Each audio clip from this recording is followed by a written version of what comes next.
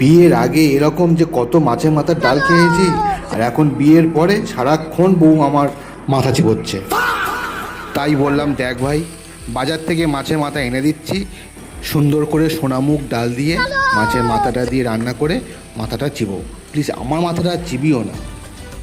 যেই না বলেছি সে তো অমনি ফায়ার, ব্যাস এত ফায়ার। তারপরে উনুনে জাল দিচ্ছি, সেই ফায়ার, দুটো ফায়ারে ফায়ারে ঘর্ষণ হয়ে সে ডালটা গেল অর্ধেক পুড়ে। আর ভাই কেন বলো, আমি ভাই ভয়ে ভয়ে বললাম তুমি গিয়ে রেস্ট নাও, আমিই করে দিচ্ছি, কোনো চিন্তা নেই। খাও মা কসম। সে তো অমনি খুশিতে টকমক হয়েই চলে গেল।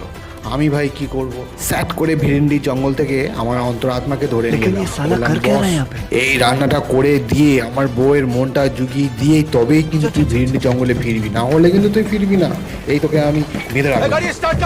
সে তো এসেই বললো, দাদাবাবু কোনো টেনশন নেবেন না, এই তোমার ঠাকুমার সাথে কে রান্না করতো আগে, আমি তো সেই হেসেল ঘরটা সামলাতাম। খাও মা আজ নয় তোমার এই হেসেল ঘরটা একটু সামলেই দিলাম, তুমি একটু সাইডে চলে যাও, গিয়ে একটু চিল্ড হয়ে এসো, হয়ে গেলেই তোমার ডেকে নেবো আমি।